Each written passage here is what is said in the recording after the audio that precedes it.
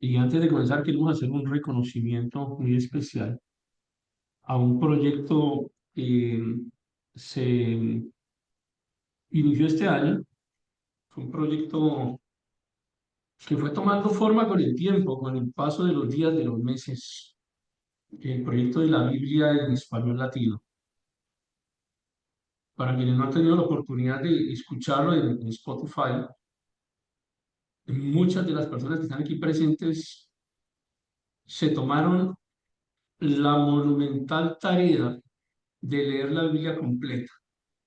Porque hay gente que dice, no sé leer, no la quiero leer, o quiero escucharla mientras voy en el carro, mientras estoy haciendo algo, estoy en el gimnasio, estoy en la casa. Entonces, nos inventamos este proyecto que debo reconocer a Tania, hizo una obra impresionante, coordinando todo este proyecto, impulsando a cada uno, persiguiendo a quienes no habían enviado las grabaciones, y se organizó este proyecto. Es un proyecto genial.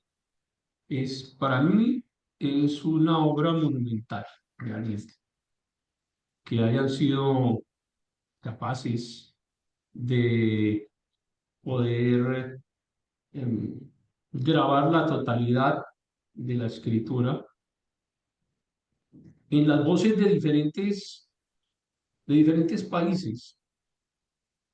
Y es interesante cuando tú entras y al azar tomas cualquier capítulo de los que, insisto, están allí en el Spotify. Luego les voy a pedir que compartan en el grupo de Telegram, que compartan el link para quienes no conocen el proyecto, tienen la posibilidad de conocerlo. Y tú estás allí en el Spotify y abres cualquier capítulo y te sale una voz con acento chileno, mexicano, argentino, colombiano, lo que tú quieras. Eso es espectacular. Y es un proyecto muy bonito, de verdad. Los invito también para que compartan. A las personas que no han leído la Biblia, que tengan la posibilidad, si no la quieren leer, de escucharla. Lo único que tienen que hacer es gastarse unos minutos en el día para poder hacer este trabajo, o disfrutar de este placer de leer la Biblia o escucharla en un año. Ese fue el proyecto que nos trazamos, y gracias a Dios que salió muy bien. Yo tengo que reconocer también el trabajo también gigantesco, gigantesco de Marjorie. Marjorie nos ha venido apoyando en algo que es fundamental también para este proyecto, que ha sido el tema económico, poder sostener las plataformas de Zoom, poder, bueno, con la ayuda de otras personas. Marjorie dará los respectivos reconocimientos, pero ella ha estado liderando ese proyecto. La verdad es que el trabajo de ella ha sido impresionante para poder sostener esto. Cuando tuvimos la crisis del servidor, cambiamos de servidor por fin, para quienes no están enterados. Después de una crisis que tuvimos como en el primer trimestre, fue necesario migrar todas las plataformas, todos los servicios a otro servidor, después de haber tenido muchos años. Yo creo que más de 10 años teníamos con el servidor antiguo, y comenzó a tener, me imagino que el cambio de administración, muchas fallas, muchos problemas tuvimos. Necesitamos un apoyo en ese instante para cambiar de un servicio que pues era un pago muy modesto que hacíamos en el mes, en el año. Ahora es un pago pues mucho más alto, pero siempre, o sea, no ha dejado de poder realizarse todo el proyecto. En este ejercicio que hemos hecho acá es un poquito más grande y está en desarrollo. Para quienes están apenas comenzando a conocernos y están haciendo parte de este grupo, hay otro proyecto que se llama Wikibiblia. Wikibiblia es un proyecto muy bonito donde durante el transcurso de este módulo vamos a trabajar en Wikibiblia, así que preparen de nuevo la pluma, porque comenzaremos a escribir. A ustedes que les encanta escribir, hacer artículos en internet, entonces volveremos a publicarlos. María Consuelo dice que no, y ella es a la que mejor le sale la escritura. Entonces seguiremos. Es Biblia gratuita en internet, estudios gratuitos en internet, para uso de la gente que quiera estudiar, que quiera profundizar en teología, en estudios bíblicos. Es un proyecto muy bonito. Hay otro proyecto que se llama El Camino Radio, que está encabezado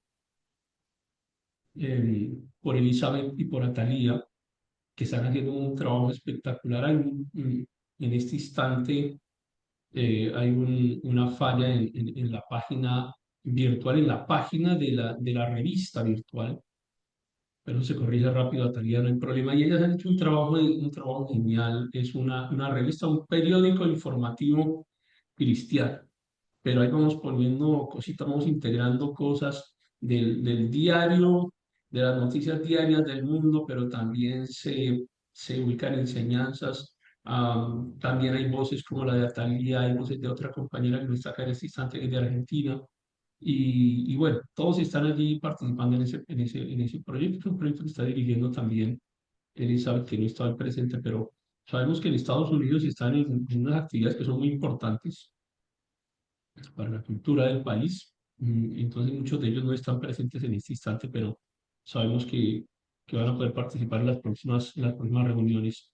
Hay otro proyecto que se llama Torre Fuerte. Torre Fuerte es un podcast que está en Spotify también, que desde hace 5 años está todos los días. Hemos intentado que se mantenga 5 de la mañana, todos los días en Spotify, Torre Fuerte. Y ustedes que van a participar en este módulo de historia de la Iglesia Antigua, pues la recomendación es que como desde octubre más o menos deberían estar escuchando los audios de Torre Fuerte en Spotify, porque se relacionan muchísimo con lo que con lo que vamos a comenzar a ver ahora.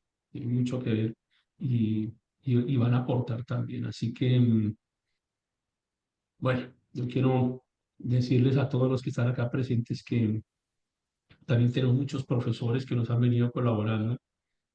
Algunos de ellos están acá, pero también, bueno, otros que no están presentes de diferentes países.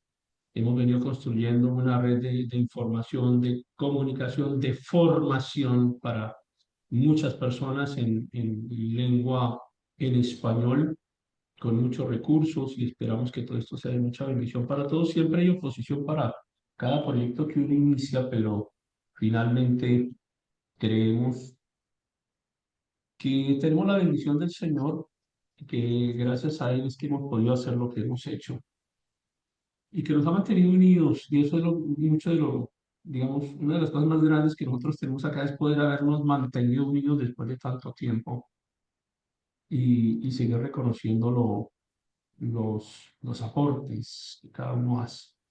Este curso que inicia hoy, o este módulo de historia de la Iglesia Antigua, no lo hemos visto antes.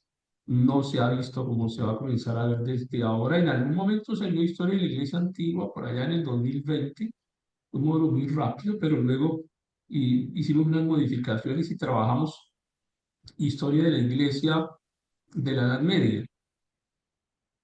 Y allí se trabajó algo de la Reforma. Es un curso que está en internet también, en el canal de YouTube de la institución.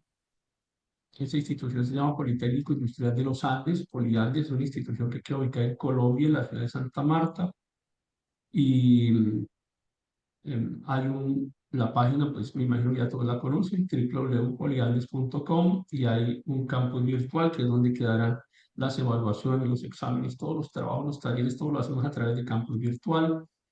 También ahí en el campus virtual ponemos este video que estamos grabando en este instante y otros videos, pues ahora como tenemos desde el año pasado el surgimiento de las inteligencias artificiales. Ahora me he inventado unos videos en inteligencia artificial que quedan ahí todos medios extraños porque salen con marcas de agua de los patrocinadores, pero la información sirve.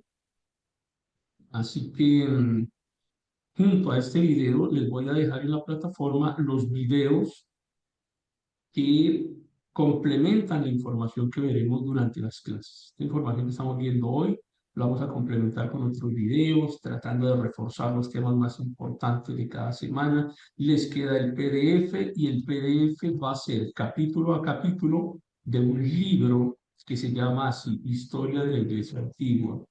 Entonces, con cada sesión de clase estaremos publicando los capítulos que corresponden al libro para que lo vayan guardando, lo vayan imprimiendo, lo vayan almacenando, y al final del curso les va a quedar también el libro de soporte. Entonces, digamos que tienen los videos, tienen los libros, tienen la plataforma, tienen todo. Eh, mm, Vale la pena recalcar que no es necesario que paguen absolutamente nada, esto no tiene ningún costo para ninguna de las personas que participan y este es un módulo que se va a certificar. Entonces cada uno recibirá su certificación avalada por la institución es una institución que está registrada en el Ministerio de Educación en Colombia, así que el certificado también es válido para lo que ustedes necesiten. Algunos son docentes, algunos los van a utilizar para otras cosas y entonces les va a servir también en ese sentido. Ahora sí, comenzamos historia de la Iglesia Antigua.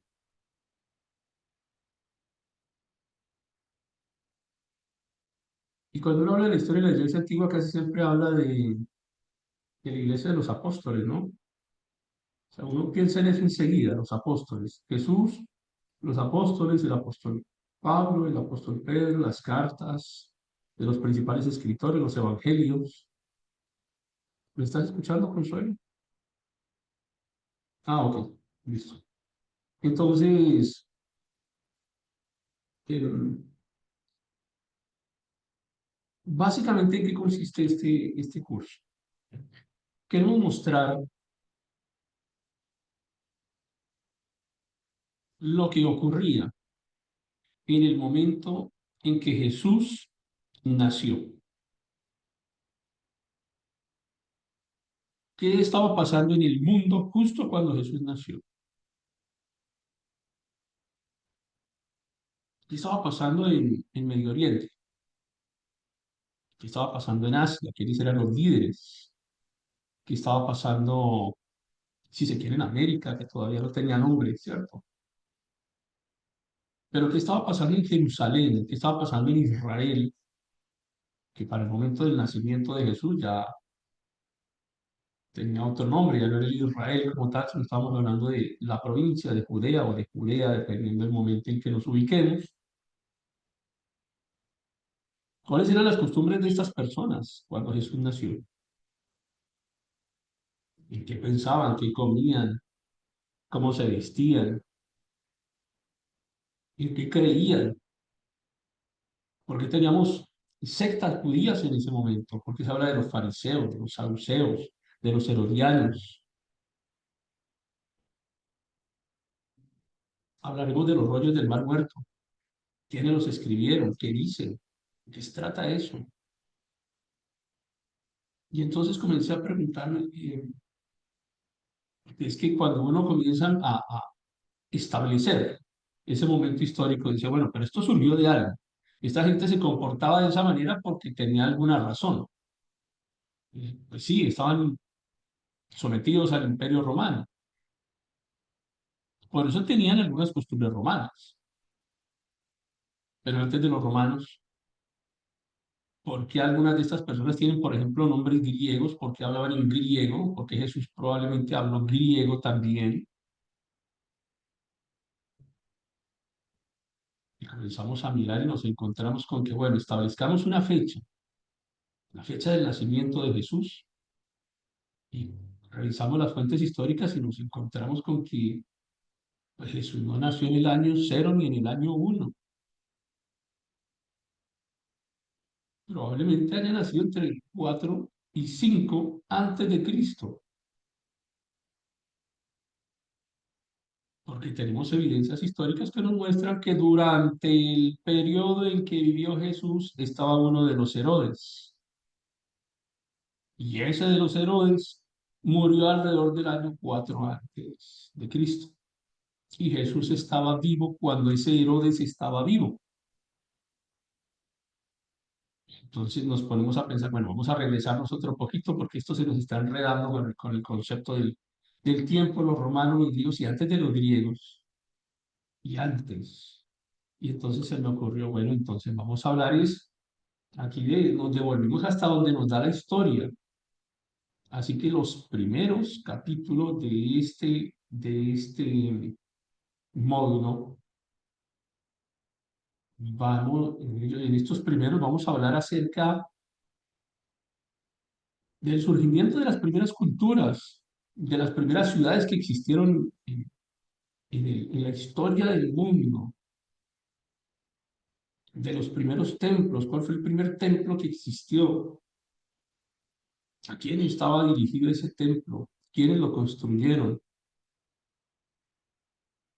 Nuevamente, ¿en qué pensaban estas personas? ¿Qué hacían estas personas? ¿En qué trabajaban? Y terminamos retrocediendo básicamente hasta la cultura sumeria. Y quise comenzar desde la cultura sumeria, pero entonces nos preguntamos, "Ok, pero ¿de dónde surgió la cultura sumeria? ¿Esta gente de dónde salió? ¿Cómo que cultura sumeria? Aparecieron de pronto los sumerios y nos encontramos con que no, por supuesto, no aparecieron de pronto. Hay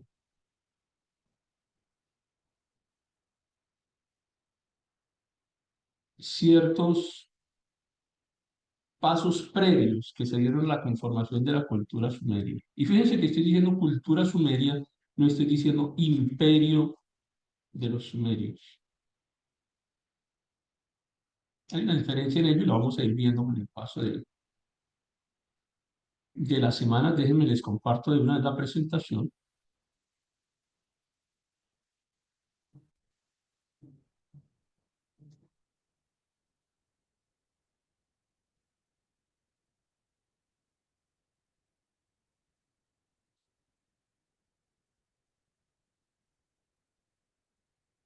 No sé cuándo se nos hizo famoso el muñequito este, pero se nos hizo famoso, así que ya quedó institucionalizado. Historia de la iglesia antigua y comenzaremos entonces desde antes de la cultura sumeria. Para llegar a este punto, digamos que un punto intermedio va a ser este, la división del reino de Israel. Denme un segundo, hago un ajuste aquí antes.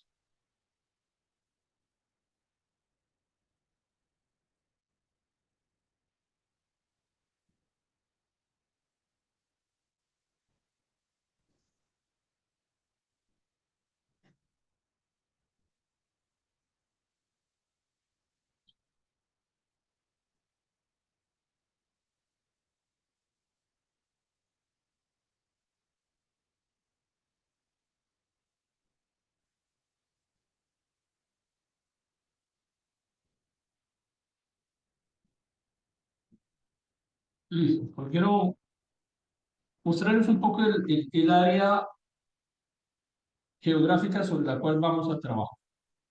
Ahora, ustedes ya vieron geografía de esta geografía bíblica, ¿no? Así que cuando vieron geografía bíblica, pues tocaron parte de estas áreas que nosotros estamos, que vamos a compartir a partir de este módulo. Pero es bien interesante por qué dejamos este módulo para ahora. Porque para poder entender bien esto, era necesario que tuviésemos conocimiento de lo que ustedes ya vieron durante el año, Antiguo Testamento, el Nuevo Testamento, la historia, la sociología. Cada módulo aporta para poder entender con más profundidad esto que está ocurriendo y que inicia en esta área con un nombre muy recurrente, que es el país de Irak. Por supuesto que hablaremos de Irán, de Siria, de Jordania, de Israel, pero de Turquía, pero casi siempre aparece en escena Irak, porque miren esa ubicación geográfica tan impresionante que tiene. En medio de dos espectaculares ríos que se encargan de alimentar toda esta zona desértica, pero que la convierten en un escenario fértil, en un escenario que produce vida, en un escenario que permite que se desarrollen culturas, que se desarrolle la familia, que se desarrollen las expresiones comerciales, que la gente tenga alimento, que la gente tenga transporte. El Tigris y el Éufrates, para después llegar a este punto. que es, insisto, como un punto intermedio.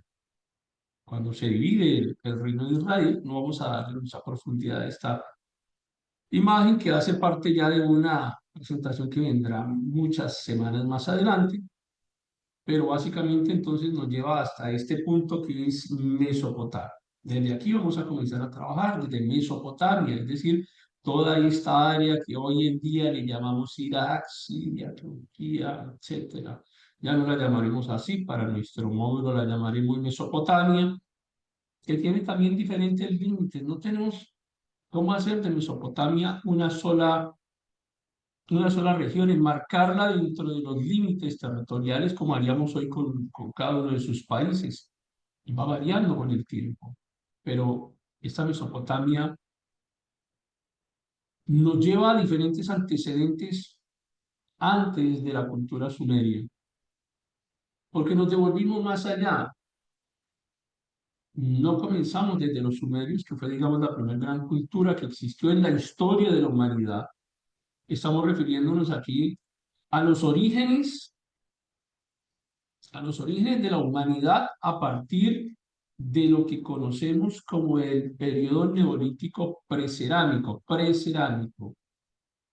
la transición del nomadismo, el surgimiento de la caza, el surgimiento de la recolección, pasar de la recolección a la agricultura, pasar de la caza a la domesticación.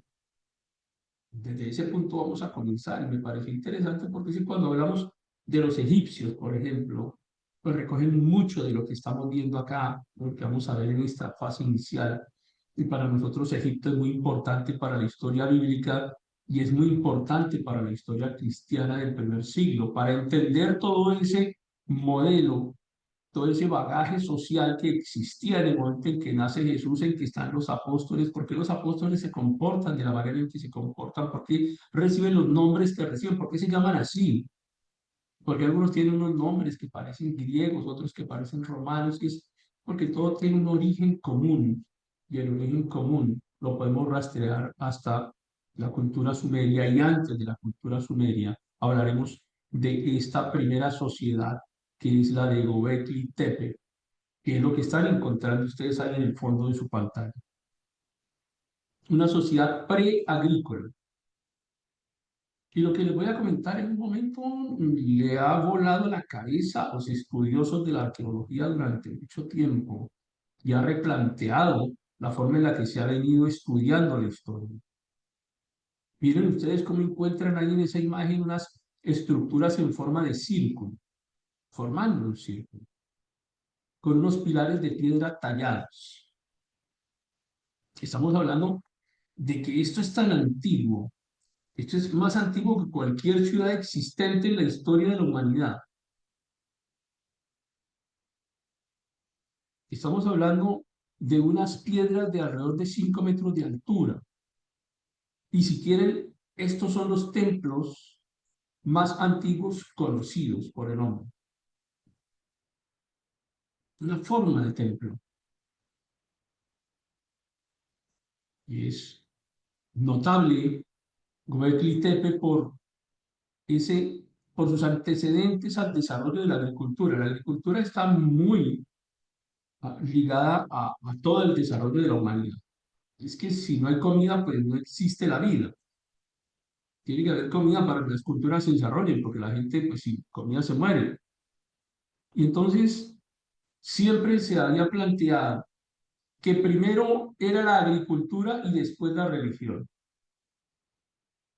¿Por qué? Porque con la agricultura se sentaron las bases sociales que permitieron el desarrollo de los pueblos, pero resulta que ahora, a partir de Göbekli Tepe, nos damos cuenta que antes de la agricultura estuvo la religión. Y esto es un concepto que no nos enseñaban hasta hace muy pocos años. Siempre se nos enseñó en historia que la religión era posterior a la agricultura porque era posterior a la aparición de las sociedades. Y lo que hace Göbekli Tepe es demostrar a través de estos templos que están viendo ustedes en sus pantallas, que fue al contrario, que fue primero la religión y al parecer lo que se plantea hoy en día es que la gente tuvo necesidad de adorar. La gente siempre tiene necesidad de adorar. La gente adora a Dios o a sus dioses o adora a un grupo musical o adora a un político o adora a alguien en su casa. La gente adora. Es parte del ser humano esa esencia de querer adorar y la humanidad adoró. La humanidad hizo religión, la humanidad hizo creencias espirituales. Antes de la religión se fundaron estos templos que están viendo ustedes en este momento y la necesidad hizo que la gente comenzara a agruparse alrededor de los templos y ya no querían irse de alrededor del templo porque el templo les daba un arraigo, el templo les daba pertenencia. ¿O no se sienten ustedes pertenecientes cuando van a sus congregaciones, a sus iglesias? Pertenecemos a algo que es importante, que trasciende. Pertenecemos a algo que es espiritual y que va mucho más allá de lo que nosotros podemos llegar a pretender en el simple mundo material. Estamos trascendiendo en lo espiritual. Y de pronto muchos de ustedes han dicho, no me cambio de ciudad o ni siquiera de localidad dentro de la ciudad porque es que me queda lejos de mi iglesia. Tienen la necesidad de sostenerse cerca al centro de culto. Y es el principio con el que se estima que ocurrió el surgimiento de la agricultura alrededor de los templos de Göbekli Tepe. La gente comienza a adorar, construye. Además, construir esto es difícil hoy en día. Imagínense tallar esas piedras, movilizarlas, la arquitectura, el diseño. Pues no se iban a ir de ahí tan fácil. Comienza a surgir el concepto de la agricultura y la domesticación de los animales. Hay evidencia de domesticación incluso de lobos perro en esta etapa. Lo que nos lleva al segundo antecedente de la cultura sumeria, que es el Hasuna Samar. Estamos hablando del 6000 al 5000 antes de Cristo aproximadamente. Vayan ubicándose en el tiempo. Del 6000 al 5000 antes de Cristo aproximadamente. Y ya vemos unas aldeas organizadas. Observen la estructura que tenemos acá. También están nuevamente los templos. Alrededor de los templos van surgiendo. Miren cómo está el templo en el centro de la pantalla.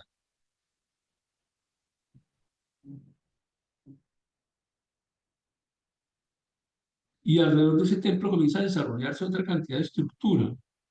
O sea, esta misma gente, solo que estamos cambiando de etapa. Ahora a esta etapa le llamamos la Hasuna Samarra, 6000 al 5000 antes de Cristo aproximadamente. Tenemos unas aldeas organizadas, pero ya tenemos una sociedad agrícola. Entonces la agricultura se desarrolló alrededor de las sociedades, de las aldeas. No estamos hablando de ciudades. Cuidado con el concepto, estamos hablando de aldeas. Pero las aldeas organizadas que tienen un centro de culto. Estamos ubicándonos al norte del Tigris, del río Tigris, por supuesto. Solicito que verifiquen en sus mapas más adelante, cuando estén revisando la clase, verifiquen la ubicación tanto del Tigris como del Éufrates, y allá al norte del Tigris encontramos Hasuna Samarra, agricultura intensiva, domesticación, consolidación de las mascotas como los lobos perro, un arado rudimentario, trigo, cebada, y hay algo bien interesante, y si comienza a producirse el excedente. Y el excedente, pues hay que hacer algo con eso, ¿no? Nos cuesta trabajo producir, nos cuesta trabajo sembrar, tenemos trigo, está sobrando, hay más de lo que podemos comer, ¿qué hacemos con él? Lo perdemos. ¿Qué tal si comenzamos a intercambiarlo con alguien que lo necesite? Pero también el hecho de que exista gente que cultiva y exista gente que comercie y exista gente que atienda los temas religiosos hace que comience a producirse esa diferenciación social, clases sociales. especialización de la mano de obra. Estamos muy lejos todavía de alcanzar, por supuesto, la tecnificación de hoy en día, pero estamos hablando de la diferenciación social. Y hay vestigios de cerámica decorativa. Esas cerámicas que utilizan el color rojo como estatus social. Hoy en día también, es cierto, el vestido rojo, la capa roja que utilizan los reyes o los ilustres religiosos de la época. Miren, ahí está, por ejemplo, ese religioso que está ahí parado en el centro del templo, está de rojo, ¿no? Color rojo significa eso, significa estatus. Entonces podemos creer que este seguramente era un sacerdote muy importante de la época del Hasuna Samarra. Y se evidencian los ladrillos de barro, obsérvenlos ahí, en las paredes de las construcciones hay ladrillos de barro. Hay cerámica decorativa, como dijimos, pero la cerámica decorativa además comenzó a generar un estatus social. O sea, no todos tienen un automóvil de una marca que es muy lujosa y muy costoso. Eso da estatus social. O un reloj muy costoso. O un teléfono móvil muy costoso de cierta marca. Eso da estatus social también. ¿Vale? Entonces resulta que aquí la cerámica pintada de rojo daba estatus social también.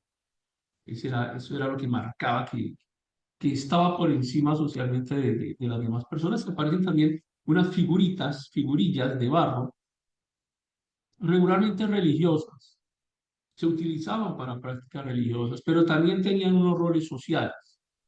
Y aparece ya el comercio regional, porque esta no era la única aldea, se desarrollan otras aldeas, el crecimiento poblacional, y hay un material, una piedra que se llama obsidiana, que no se consigue en esta región. La obsidiana es una piedra negra, muy resistente, muy brillante. Es como el antecedente de la joyería. Ahora ustedes imagínense esmeraldas, diamantes, difíciles de conseguir. Bueno, por esta época era muy difícil conseguir obsidiana.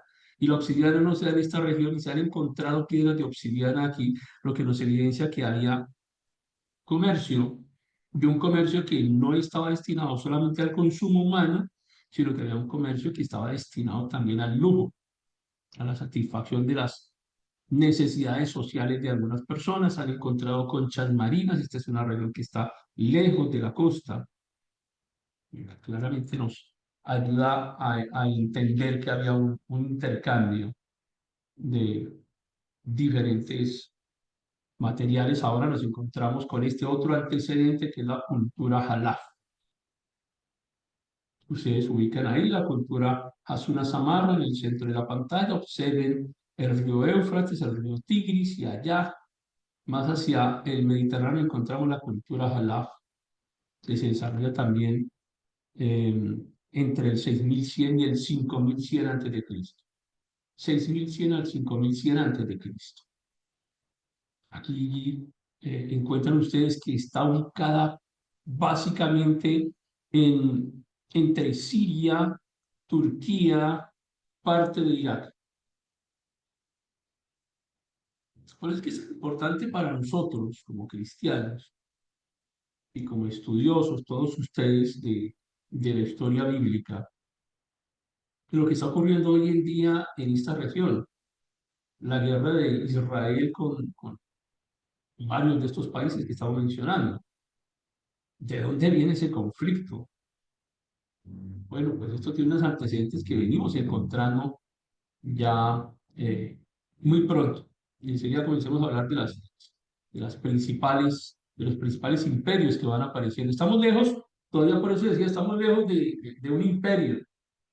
Estamos hablando de culturas, hacia allá la cultura sumeria, y estamos hablando de la cultura jalaf. La cultura jalaf entre el 6100 y el 5100 antes de Cristo, agricultura de secano, secano, S-E-C-A-N-O, agricultura de secano. La agricultura de secano, porque si fuéramos agricultores lo entenderíamos más fácil, pero como no somos, entonces entendemos la agricultura de riego o de regadío, ¿cierto? Hacer canales, hacer sistemas de riego para los cultivos.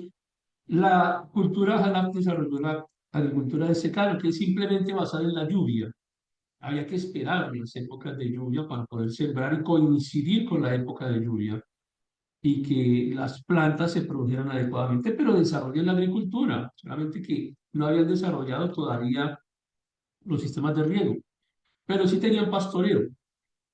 Entonces hay agricultura de secano y hay pastoreo, es decir, ya no nos comemos todos los animales y ya no somos nómadas, ¿cierto?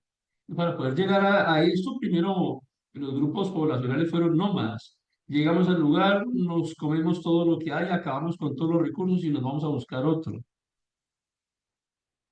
Pero cuando comienza el asentamiento a partir de los núcleos religiosos es que comienzan a desarrollarse estas culturas y viene el sistema de pastoreo también. La cerámica aquí sí tiene un objeto social, pero la cerámica es funcional. Es una cerámica que ya tiene calidad técnica y se intercambia como bienes de prestigio. Recuerdan que ya estamos en el surgimiento de personas que tienen cierto estatus social, entonces la cerámica se utiliza como herramienta o como elemento de prestigio y de intercambio y comienzan a desarrollarse las redes de intercambio. Miren allá el desarrollo de la cultura Jalaf, la ubicación geográfica más cercana al mar Mediterráneo, mientras que la cultura Hasuna Samarra está mucho más hacia el Golfo Pérsico, tirando hacia el Golfo Pérsico alrededor del Éufrates, en medio del Éufrates y el Tigris, y los ríos permitieron el surgimiento de ese comercio. Entonces estamos hablando de la creación de redes de intercambio, para no llamarles redes de comercio, porque entonces los puristas históricos se van a molestar cuando vean el video y se van a rasgar las vestiduras porque dije comercio. Entonces seamos más clásicos y digamos que son redes de intercambio. Pero hay ya creación de herramientas, de objetos decorativos que estaban hechos de piedra, que estaban hechos de hueso y que estaban hechos de obsidiana nuevamente. Hay un mayor concepto del estatus social, pero también hay un mayor concepto de la cohesión social. Nos identificamos socialmente. Denme un segundo, por favor.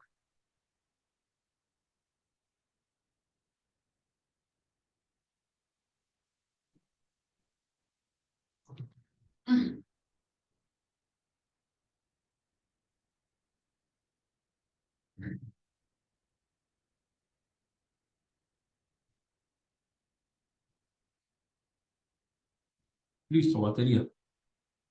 Entonces, decíamos, ya tenemos un sistema mucho más elaborado de intercambio, de comercio, eh, a lo cual le llamaremos simplemente red de intercambio. Mm, y surgen una especie de bodegas de almacenamiento grandes que se van a llamar los toloi. Los toloi eran, sí, unas bodegas, pero tenían diferentes usos. Se podía construir hoy una bodega se puede utilizar para poner un taller de mecánica o la pueden utilizar para almacenar alimentos o para lo que quieran pueden usar una bodega. Bueno, los toloi en aquella época eran unas bodegas que podían utilizarse para vivienda, podían utilizarse con fines rituales.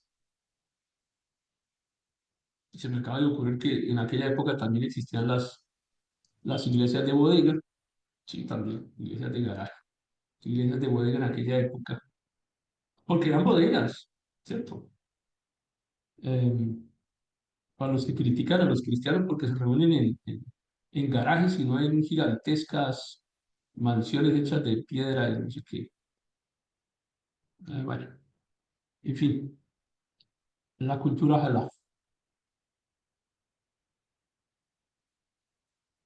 Y nos aparece la cultura ubaid. Pero miren esa estructura ya como se ve. Ahora, ahora observen esto. Esta es una representación imaginaria de cómo se verían de cómo se vería una ciudad de la cultura de Ubaid. Es una representación hecha a partir de esto. Es imaginario, pero es que observen ustedes la estructura. Aquí ya estamos ubicados en alrededor de entre el 5000 y el 4000 antes de Cristo.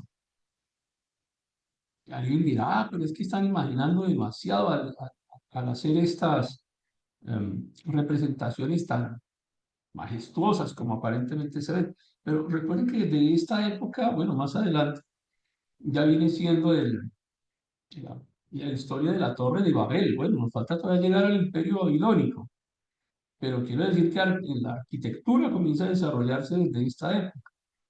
Entonces observen ustedes lo que se encuentra hoy en día de cómo fueron esas ciudades ya mucho más estructuradas y realmente la cultura Ubaí es el punto de inflexión hacia las sociedades complejas. Desde acá comenzamos a hablar de sociedades complejas. Normalmente en la misma área, no hemos salido de Mesopotamia, estamos en medio del Tigris, del Éufrates, pero estamos hablando de que ya hay innovaciones agrícolas y hay innovaciones arquitectónicas importantes, ya que hay irrigación, ya no dependemos solamente de la lluvia, hay irrigación, y es una irrigación sofisticada, fundamentada en canales y en diques. Tenemos, es que cuando ustedes observan esta imagen, ustedes ya pueden suponer que hay muchas personas. Aquellos no eran ya pequeños grupos poblacionales.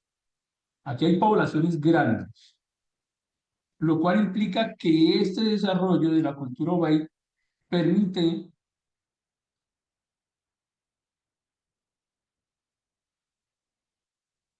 el sostenimiento, vamos a llamarlo así, permite el sostenimiento de poblaciones grandes.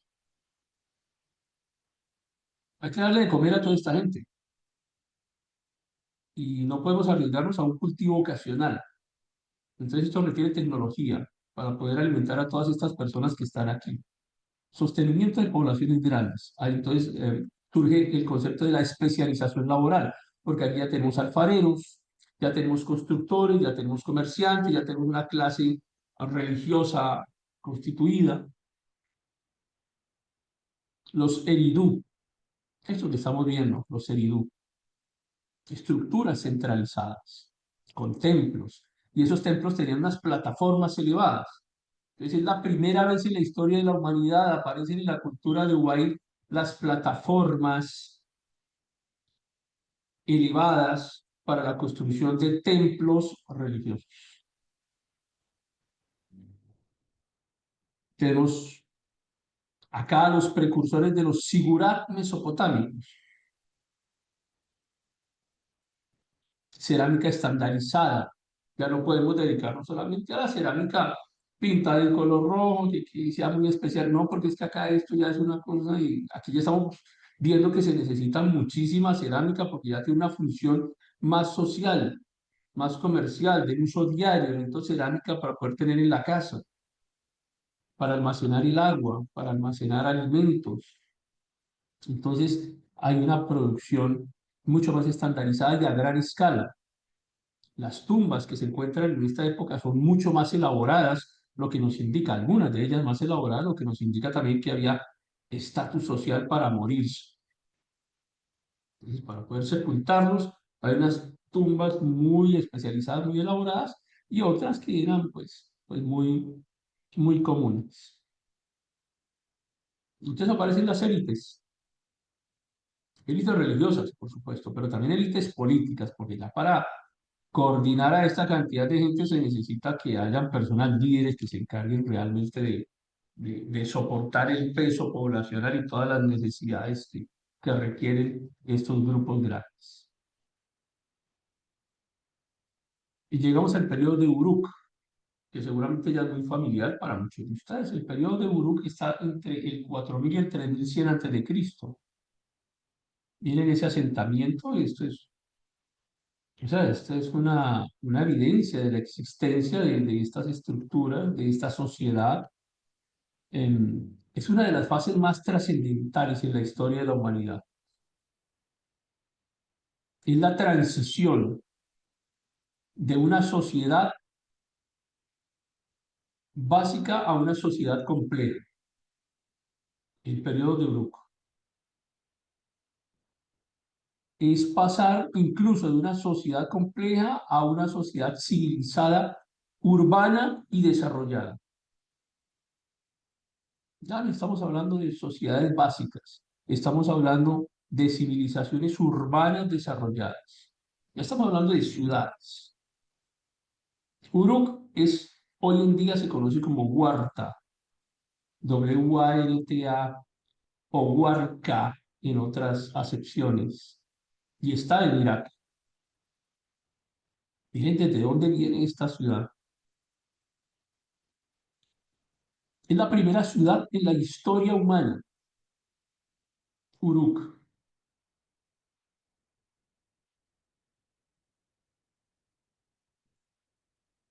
la primera ciudad en la historia de la humanidad. Mesopotamia, Tigris, Éufrates, en medio de ello.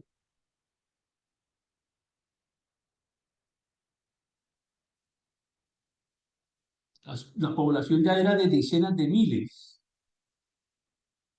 una arquitectura bien desarrollada. Habían barrios ya, diseño de barrios residenciales, diseño de espacios públicos, diseño de templos elevados, una élite sacerdotal bien conformada. El desarrollo de la escritura cuneiforme se dio en este periodo.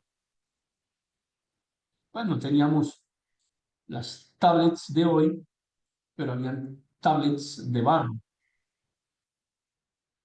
El concepto de las tablets surge desde allá, ¿no? Entonces, fíjense cómo se hacían esas tablillas, unas tablas de barro, y antes de que se terminaran de endurecer, eh, con unos, mm, digamos que lápices, pero pues no eran lápices como tal, la forma era como un lápiz, pero en la punta tenían una especie de cuña, es decir, venían afilados por un lado y por el otro. Entonces, esas cuñas se utilizaban para trazar sobre las tabletas de barro y esperar a que se endurecieran, ¿no? Ya acuérdense que aquí ya está desarrollado el concepto de la cerámica, y cerámica de tipo industrial prácticamente. Es lo que conocemos como escritura cuneiforme, y le llamamos cuneiforme por la forma de cuña que tenían los lápices que se utilizaban para poder trazar las figuras de las tablas de barro. Siempre que escuchen hablar de escritura cuneiforme se refiere a esas tablas de barro que eran marcadas con esos lápices. Básicamente lo que hacían era hendiduras sobre el barro. Y se desarrolló, esto es bien interesante también, porque se desarrolló la rueda, pero la rueda de alfarería, porque es que estamos hablando de que la alfarería era necesaria para poder desarrollar la cultura, era esencial. La alfarería era tan necesaria como la agricultura o como la domesticación de animales. Vuelvo a insistir, había que almacenar alimentos, almacenar agua para darle de comer a una cantidad de gente en una ciudad que ya tenía decenas de miles de personas. La alfarería era necesaria, estamos hablando de alfarería industrial. Entonces la alfarería tenía que desarrollarse necesariamente y se inventan, en esta época, en el periodo de Uruk, surge el concepto de la rueda de alfarería, que facilita el proceso, agiliza el proceso de producción de la alfarería. Y después de la rueda de alfarería, en este periodo, a alguien se le ocurrió que esa rueda podía utilizarse para transportar. Entonces no fue al contrario. No fue primero la rueda como transporte, sino fue primero la rueda como instrumento de producción de la alfarería. Y luego usan esa rueda y la reconvierten en un medio de transporte. Aquí ya estamos hablando de que existen ya élites gobernantes, de que existen obras públicas. Surge el concepto de la obra pública. La ciudad construyendo una civilización urbana desarrollada, construyendo calles, construyendo baños públicos, así casi tan eficientemente como ocurre hoy en nuestros países latinos. Y por supuesto surge el comercio interregional. Ya no estamos hablando solamente del comercio entre una y otra pequeña localidad, sino estamos hablando de un comercio internacional, no, perdón, un comercio interregional. Aquí tienen algunas de estas tablillas cuneiformes porque llegamos finalmente, y con esto termino hoy, al periodo del Hemdet Nasser. Ya en el periodo de Uruk, aquí se había desarrollado la escritura cuneiforme, esto que están viendo en pantalla. Estamos hablando del 3100 al 2900 antes de Cristo, periodo de Hemdet Nasser, la consolidación de las ciudades-estado. Cuidado con este concepto, ciudades-estado. Ya no son solo ciudades, ahora estamos hablando de ciudades-estado. Es decir, que tienen unidades políticas autónomas, tienen complejos templarios, pero no templarios de los de la Edad Media, no, complejos de templos. O sea, no solo templos, complejos de templos, complejos templarios. Ya hay almacenes, hay mercados, hay fuerza laboral. ¿Cuál es la diferencia entre la escritura cuneiforme del periodo de Uruk y la escritura cuneiforme del periodo del Hemdet Nasser? Y es la aplicación de la escritura, porque mientras que en el periodo de Uruk era para eh, contar historias, marcar nombres, contar procedimientos, aquí estamos hablando del periodo del Hemdet Nasser, se utiliza para contabilidad. Entonces surge el concepto de la contabilidad, la numeración, porque es que ya tenemos almacenes, ya tenemos producción en masa. ¿Y qué pasó con las 500 jarras que fabricamos esta mañana? Pero ¿para dónde se fueron? Pues necesitamos hacer un inventario. Entonces surge el concepto de los inventarios, las tablillas de contabilidad surgen aquí en el periodo del Hemdet Nasser. Y como estamos hablando de ciudades-estado, se necesita quien atienda a las poblaciones, a la población, quien atienda a las necesidades de la gente. Y entonces hablamos de el surgimiento de la burocracia. A nosotros nos molesta muchísimo el concepto de burocracia, ¿cierto? Uno dice, ah, la burocracia, los burócratas. Parece que fuera como gente inútil. Bueno, técnicamente no debería ser así. Estamos hablando de personas que están encargadas de atender las necesidades de la población, salud, educación, eh, las calles, los almacenes, la infraestructura, la burocracia, surgimiento de tablillas para contabilidad, para procesos contables, para procesos de inventarios. Y hay algo que nos llama mucho la atención y es que en este periodo del Hemdet Nasser se han encontrado algunos objetos metálicos. Y estamos hablando aquí, estamos lejos todavía de la edad de bronce, de hierro, etc. Se han encontrado aquí, en el periodo del Hemdet Nasser, unos objetos metálicos. Y eso es bien interesante también porque entendemos que de manera incipiente comenzaba a comprenderse el concepto de la metalurgia. Entonces les decía que con esto finalizamos hoy porque por fin, después de toda esa acumulación de miles de años, arrancamos desde antes del 6000 antes de Cristo y estamos en el 2900 antes de Cristo. Hemos recorrido 3000 años de la historia de la humanidad. Pasaron 3000 años desde ese primer pequeño templo que les mostré al comienzo hasta llegar a estas ciudades-estado. Alrededor de 3000 años. Y llegamos aquí, hasta la cultura sumeria.